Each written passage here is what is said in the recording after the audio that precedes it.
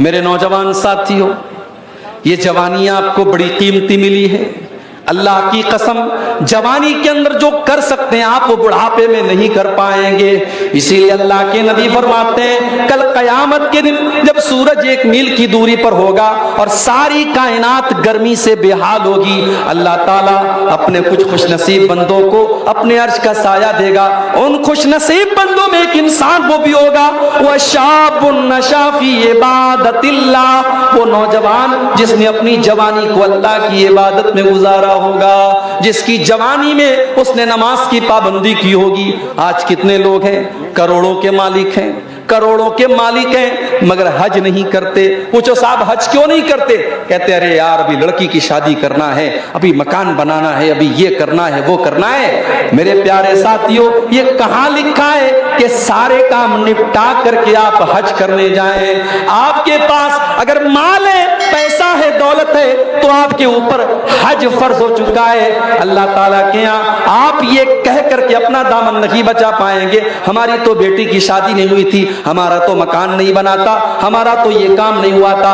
अगर आपके पास इतना माल है कि आप अल्लाह के घर का हज कर सकते हैं, तो जिंदगी में हज करना फर्ज है। जितना मुमकिन हो, जितना जल्दी मुमकिन हो उतना जल्दी हज कर लीजिए आप। जिंदगी और मौत का कोई भरोसा नहीं है मेरे भाई। बेचारा कोरोना परेशान था, अभी वो आकर के गया था।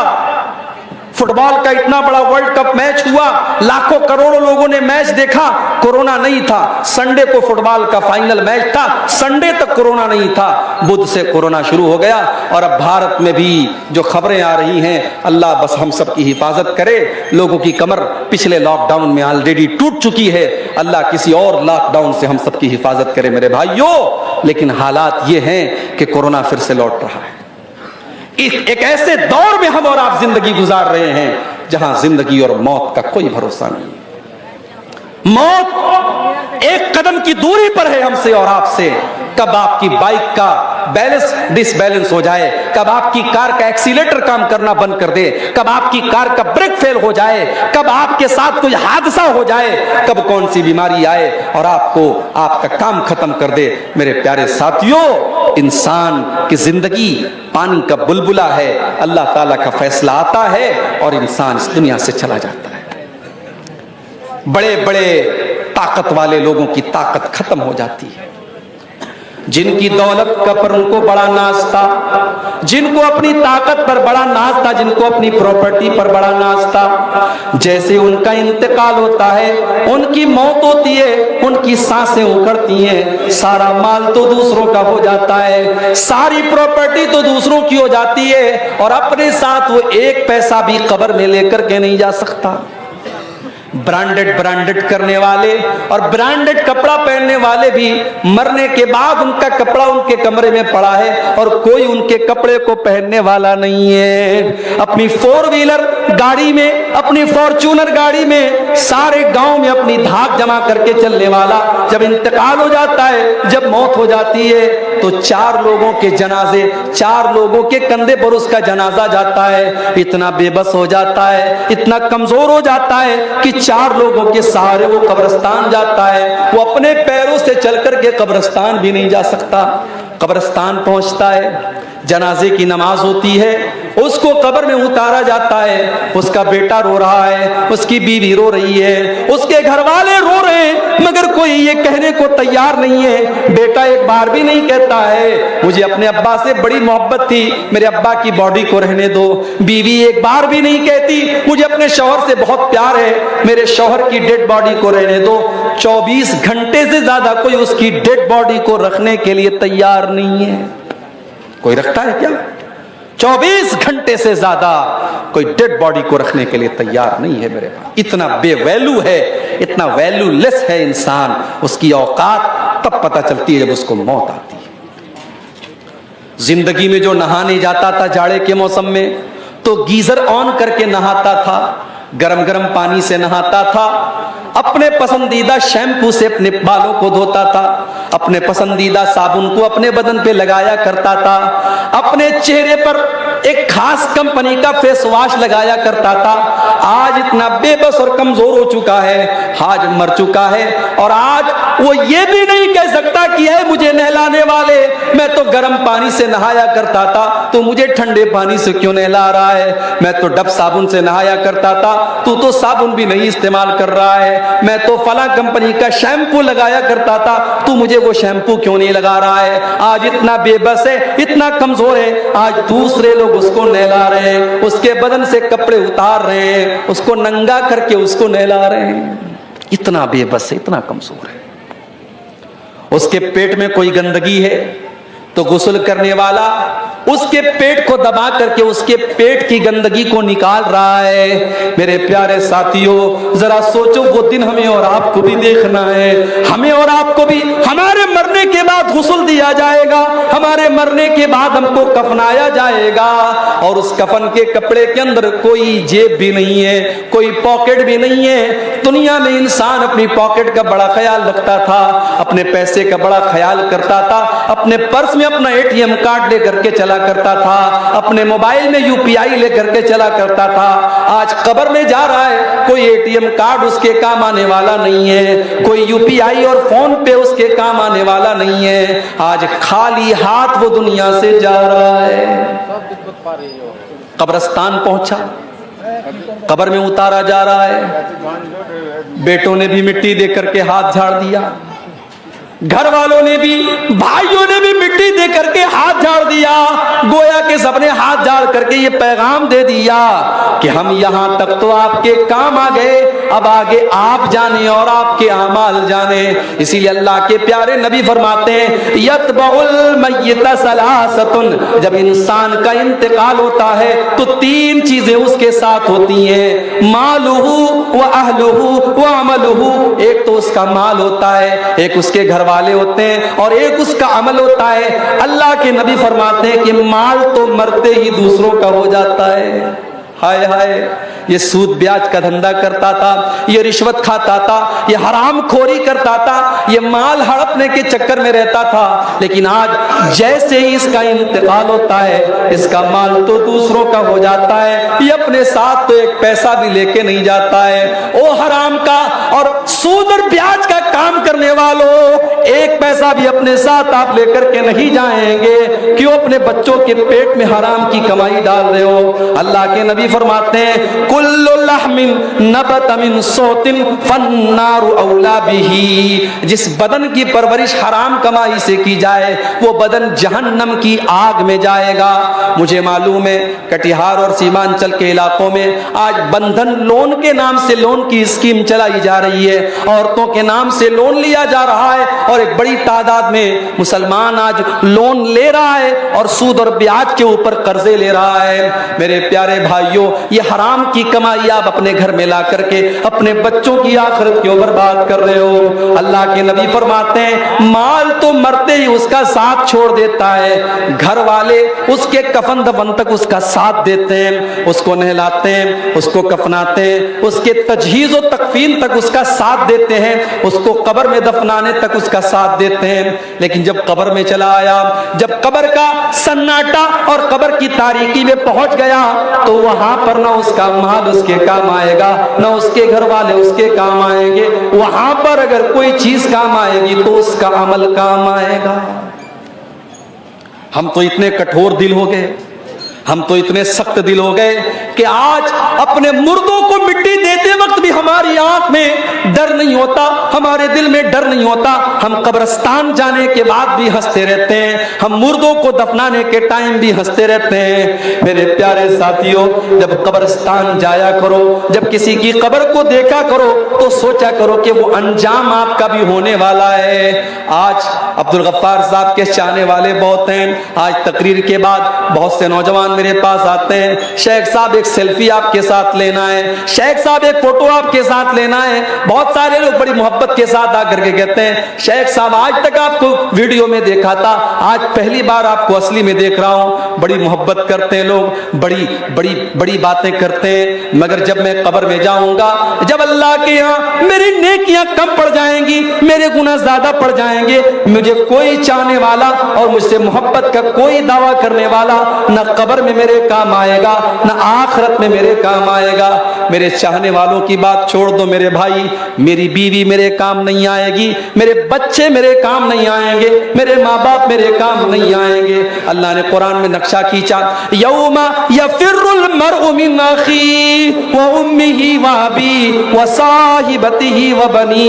कयामत के दिन इंसान अपनी माँ को देख करके भागेगा, अपने बाप को देख करके भागेगा, अपनी बीवी को देख करके भागेगा, अपने बच्चों को देख करके भागेगा।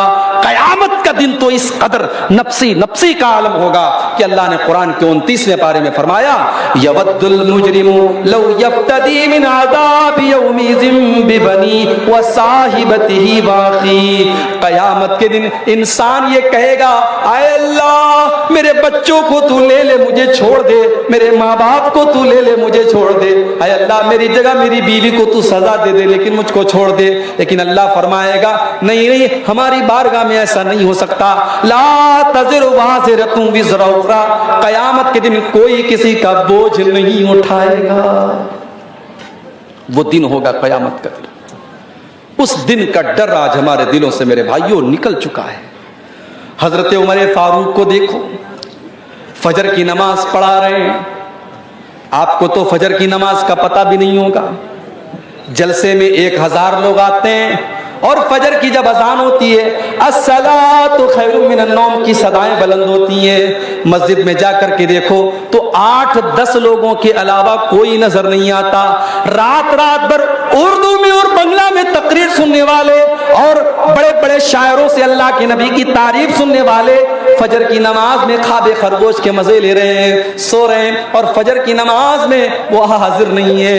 मेरे प्यारे साथियों, मेरे प्यारे साथियों, नमाज के बगैर आप इस्लाम का तसव्वुर भी कैसे कर सकते हैं। उमर फारूक मुसलमानों के खलीफा हैं और फजर की नमाज पढ़ा रहे हैं। फजर की नमाज पढ़ा रहे हैं और आगे की सफ में, पहली सफ में अबू लूलू फिरोज नाम का एक आदमी जो पारसी मजहब का मानने वाला है, मुसलमान नहीं है, पारसी मजहब का मानने वाला है। हजरत उमर के खिलाफ उसके दिल में दुश्मनी है। वो खंजर लेकर के आया है और पहली सब में वो शामिल है और उसका मकसद हजरत उमर के ऊपर अटैक करना है। जैसे हजरत उमर ने नमाज शुरू की, वो आगे बढ़ा, उसने हजरत उमर के ऊपर अटैक किया और हजरत उमर के नाफ के पास उसने हमला किया। खून की धार बहने लगी। हजरत उमर तड़प करके मुसल्ले के ऊपर गिर जाते हैं, लेकिन नमाज नहीं रुकती है, नमाज नहीं रुकती है। हजरत उमर मुसल्ले पर गिरने के पहले अपने ठीक पीछे अब्दुर्रहमान इब्न औफ का हाथ पकड़ करके उनको आगे बढ़ाते हैं। हजरत उमर फारूक नीचे तड़प रहे हैं, उनके पेट से खून बह रहा है, मगर नमाज नहीं रुकी है। मुसलमानों की नमाज जारी है, कंटिन्यू है। अबू लूलू ने हजरत उमर के ऊपर हमला किया, उसके बाद 3-4 और लोगों के ऊपर भी उसने हमला किया और जब उसको ये लगा कि अब वो पकड़ लिया जाएगा, उसने खुद के ऊपर हमला करके सुसाइड भी कर लिया। ये सारा मामला पहली सफ में हो रहा है, पीछे के लोगों को कुछ पता भी नहीं है। अब्दुर्रहमान इब्न औफ ने हल्की नमाज पढ़ाई, फजर की नमाज पढ़ाई और नमाज के बाद जब हजरत उमर को उठा करके घर लेके जाया गया, डॉक्टरों ने देखा, तबीबों ने देखा, हकीमों ने देखा, कहा कि अमीरुल मोमिनीन अब आपके बचने का चांस नहीं है, आपकी अकड़ियां कट चुकी हैं, अब आपका आखिरी टाइम आ चुका है, अब आपके इंतकाल का टाइम आ चुका है। मेरे प्यारे साथियों, उमर फारूक कौन है? उमर फारूक वो सहाबी हैं कि अल्लाह के नबी कहा करते थे, आए उमर, जिस गली से तुम गुजर जाते हो उस गली से शैतान भाग जाता है। ये मकाम था हजरत उमर का। आज आखिरी टाइम है, बिस्तरे मर के ऊपर पड़े हैं और चेहरे के ऊपर घबराहट के आसार हैं, चेहरे पर घबराहट के आसार हैं। अब्दुल्ला बिन अब्बास आते हैं और कहते हैं कि आए अमीरुल मोमिनीन, आप इतना घबराए हुए क्यों हैं? क्या बात है, इतना घबराए हुए क्यों हैं? आए अमीरुल मोमिनीन, आप तो अल्लाह के नबी के ऊपर ईमान लाए, आपने इस्लाम कबूल किया और जब अल्लाह के नबी के ऊपर आप इस्लाम लाए तो आपने इस्लाम के लिए बहुत कारनामे अंजाम दिए और जब अल्लाह के नबी दुनिया से गए तो आपसे राजी थे, आपसे खुश थे और जब हजरत अबू बकर सिद्दीक का दौर आया आपने उनका भी साथ दिया, और जब वो इस दुनिया से गए तो आपसे खुश थे, आपसे राजी थे। फिर ए उमर फारूक आपका दौर आया और आपने बड़े अच्छे तरीके से हुकूमत की है, और आज आप दुनिया से जा रहे हैं तो आपसे लोग राजी हैं, इसलिए आपको परेशान होने की कोई जरूरत नहीं है। जरा तसव्वुर करो मेरे प्यारे साथियों कि आखिरत की फिक्र जब इंसान को होती है तो जितने भी नेकी और तकवा के आला मेयार पर पहुंच जाए उसे डर होता है कि अल्लाह को वो क्या मुंह दिखाएगा। हजरत उमर फारूक रजी अल्लाह तआला अन्हु जवाब देते हैं, ऐ अब्दुल्ला बिन अब्बास, अगर मैंने अपने नबी का साथ दिया, अगर मैं अपने नबी के ऊपर ईमान लाया, अगर मैंने अबू बकर का साथ दिया, फज़ालिका मिन मन्निल्लाहि अलैया, तो ये तो अल्लाह का मेरे ऊपर एहसान था, ये तो अल्लाह का मेरे ऊपर करम था, इसमें मेरा कोई रोल नहीं था, मेरा कोई किरदार नहीं था। ऐ अब्दुल्ला, मुझे डर है तो इसी बात का डर है, जब मेरा दौरे हुकूमत आया पता नहीं मेरे कौन से फैसले ऐसे रहे होंगे जो अल्लाह को पसंद आए होंगे और कौन से ऐसे फैसले रहे होंगे जो अल्लाह को ना पसंद रहे होंगे। ऐ अब्दुल्ला, तो मेरी बात करते हो, लवदित्तु अन्ना लौ अन्नली तिला अर्ज़ी ज़हबा, ऐ अब्दुल्ला, अल्लाह की कसम मेरी तो तमन्ना ये है, मेरी तो आरजू ये है कि अगर जमीन भर के सोना मेरे पास आ जाए, जमीन भर के सोना मुझे मिल जाए और अल्लाह ताला ये कह दे कि ऐ उमर तो जमीन भर के सोना मेरे पास लेके आ जा और मैं तुझे अपने अजाब से बचा लूंगा, तो ऐ अब्दुल्ला मैं जमीन भर के सोना देने को तैयार हूं, लेकिन अल्लाह के अजाब को मैं झेल नहीं पाऊंगा, मैं अल्लाह के अजाब से बचने के लिए जमीन भर के सोना देने को तैयार हूं। मेरे प्यारे साथियों, उमर फारूक को तो अपनी आखिरत की इतनी फिक्र है और हमें अपनी आखिरत की कोई फिक्र नहीं है। आज मकान बनवाने के लिए हम कितने परेशान हैं, आज अपने बच्चों का फ्यूचर बनाने के लिए हम कितने परेशान हैं, लेकिन उन बच्चों की आखिरत बनाने के लिए हमें कोई चिंता नहीं है। अल्लाह ने कुरान में फरमाया, या अय्युहल्लज़ीना आमनू कू अनफुसकुम व अहलीकुम नारा, ऐ ईमान वालों अपने आप को और अपने घर वालों को जहन्नम की आग से बचाओ। इंसान को अपनी फैमिली से प्यार होता है मेरे भाई, इंसान को अपने बच्चों से प्यार होता है। बच्चे की उंगली कट जाए बाप बेचैन हो जाता है, बच्चों को खरोंच आ जाए मां की आंखों से आंसू निकल जाते हैं।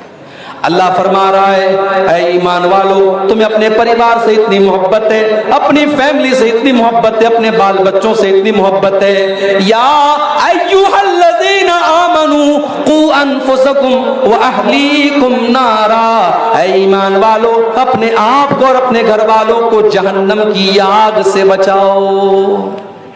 हमारी लड़कियां जवान हो गई, हमने उनको दुनिया की तालीम दे दी, ग्रेजुएट बना दिया, इंटर पास करा दिया, बहुत जरूरी है।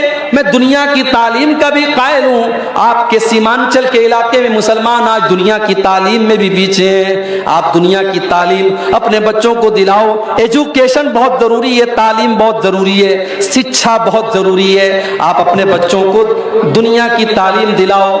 मगर एक मशवरा मैं देके जाता हूं, आपको अच्छा लगे तो अमल कर लेना, अच्छा ना लगे तो कोई बात नहीं है। मैंने मुंबई के अंदर भी देखा, मैंने कलकत्ता के अंदर भी देखा, मैंने बेंगलोर के अंदर भी देखा कि बड़े बड़े करोड़पति बाप के बच्चे जो स्कूल में पढ़ रहे हैं। जाहिर है स्कूलों का अपना एक सिलेबस होता है। स्कूल में बच्चा अंग्रेजी पढ़ रहा है, हिंदी पढ़ रहा है, मराठी पढ़ रहा है, साइंस पढ़ रहा है, मैथ पढ़ रहा है, सब कुछ पढ़ रहा है, मगर वहां बच्चे को कुरान पढ़ाने वाला कोई नहीं है। स्कूल में बच्चे को अल्लाह के बारे में बताने वाला कोई नहीं है, रसूल के बारे में बताने वाला कोई नहीं है। मैंने बंबई के अंदर देखा, मैंने बेंगलोर के अंदर देखा, मैंने मद्रास के अंदर देखा कि मस्जिदों के अंदर छोटे छोटे मकतब चल रहे हैं। मौलवी साहब जो मस्जिद में इमामत कराते हैं, उनको इमामत की तनख्वाह अगर 10,000 रुपये दी जाती है। आपके सीमांचल में मैं जानता हूं मस्जिदों के इमामों की तनख्वाहें बहुत मामूली होती हैं, लेकिन बड़े बड़े शहरों में जहां 10-15 हजार उनको इमाम की तनख्वाह दी जाती है, वहां इमाम को इमामत के साथ साथ ये ड्यूटी भी दी जाती है कि आपको बच्चों को मकतब में कुरान पढ़ाना है, नबी की बातें बताना है। बाकायदा स्कूलों के बच्चे 1 घंटे के लिए 2 घंटे के लिए मस्जिद में आकर के मौलवी साहब से दीन की बेसिक बातें सीख लेते हैं। अब वो बच्चा स्कूल में पढ़ करके जब डॉक्टर बनता है, जब इंजीनियर बनता है, जब वकील बनता है, तो उसके दिमाग के अंदर उसने बचपन में मौलवी साहब से जो दीन की बुनियादी बातें सीखी थी, उसने अल्लाह के बारे में जाना था, उसने रसूल के बारे में जाना था, उसने आखिरत के बारे में जाना था, उसने नमाज का तरीका सीखा था, उसने नमाज की दुआएं सीखी थी। उस बच्चे के दिमाग में वो सारी बातें हमेशा हमेशा के लिए फिट हो जाती हैं। और जब वो बच्चा जिंदगी के किसी भी मैदान में जाता है तो वो अपने इस्लाम को, अपने ईमान को, अपने कुरान को, अपनी नमाज को नहीं भूलता है। मेरे प्यारे साथियों, आज मुसलमान लड़कियां अगर गैरों के साथ फरार हो रही हैं और बाकायदा एक साजिश के तहत उनको इस्लाम से निकाल करके उनको मुर्तद बनाया जा रहा है और उनके साथ साजिश रच करके उनकी इज्जत का सौदा किया जा रहा है, तो उसके बहुत बड़े जिम्मेदार हम और आप हैं। हमने अपनी बच्चियों को दीन की तालीम नहीं दी, हमने अपने बच्चों को दीन की तालीम नहीं दी। सीमांचल में गांव-गांव में मदरसे हैं, मगर मदरसे में सारे लोग तो अपने बच्चों को नहीं पढ़ाते, सारे लोग तो अपने बच्चों को मदरसे में पढ़ाने को तैयार नहीं है। हमारा बच्चा मदरसे में नहीं पढ़ेगा, मदरसे का खाना हमारा बच्चा नहीं खाएगा। मदरसे में बड़े गरीब घरों का बच्चा, बड़े मिडिल क्लास का बच्चा पढ़ता है, अमीर लोग तो अपने बच्चों को मदरसों में नहीं पढ़ाते हैं। मेरे प्यारे साथियों, अगर अल्लाह ने आपको दौलत दी है तो आप अपने बच्चों को कॉन्वेंट स्कूल में और आला स्कूल में पढ़ाने के साथ साथ अपने बच्चों और बच्चियों को दीन की तालीम भी दिलाइए। कू अनफुसकुम व अहलीकुम नारा, ऐ ईमान वालों, अपने आप को और अपने घर वालों को जहन्नम की आग से बचाओ। और जानते हो जहन्नम की आग कैसी होगी? फरमाया कि जहन्नम की आग पेट्रोल से नहीं जलेगी, जहन्नम की आग डीजल से नहीं जलेगी, जहन्नम की आग कोयले से नहीं जलेगी। वकूदुहन नासु वल हिजारा, जहन्नम की आग तो इंसानों से जलेगी और पत्थरों से जलेगी। अलैहा मलाइकतुन गिलाजुन शिदादुन ला यासून अल्लाह, उस जहन्नम के जो दारोगा होंगे, उस जहन्नम के जो चौकीदार होंगे, वो बड़े टाइट होंगे, बड़े सख्त होंगे, वो किसी के साथ कोई मुरब्बत नहीं करेंगे, कोई रहम नहीं करेंगे। अपने आप को और अपने घर वालों को जहन्नम की आग से बचाओ मेरे भाई। शादी करते हैं आप, शादी में आपके सीमांचल के इलाके में मैं जानता हूं, मैंने देखा है, बड़े बड़े मौलवियों को मैंने देखा है कि वो भी जहेज ले रहे हैं, 100-100 200 लोगों से बारात लेके जा रहे हैं। लेकिन अल्लाह का फजल व करम है कि ऐसे नौजवान भी हमने देखे हैं। अभी आज ही एक नौजवान से मुलाकात हुई, उसने कहा मौलवी साहब मैंने 1 पैसे का जहेज नहीं लिया, हम लोग टोटल 9 लोग गए थे, हम लड़की को विदा करके लेके चले आए, बड़ी खुशी हुई, मैंने मुबारकबाद दी। आज ऐसी शादियां भी होती हैं और जब ऐसी शादियां होती हैं तो मियाँ बीवी के रिश्ते में मोहब्बत पैदा होती है। जब ऐसी बीवी आपके घर में आएगी जिसमें आपने जहेज की कोई डिमांड नहीं की होगी और बारात का कोई चक्कर नहीं होगा और आपने रस्म और रिवाज से अपने आप को पाक किया होगा, वो निकाह के जरिए जब आप अपनी बीवी को घर में लाएंगे, उस रिश्ते में अल्लाह ताला बरकत पैदा करेगा। जो औलाद पैदा होगी वो औलाद भी नेक पैदा होगी।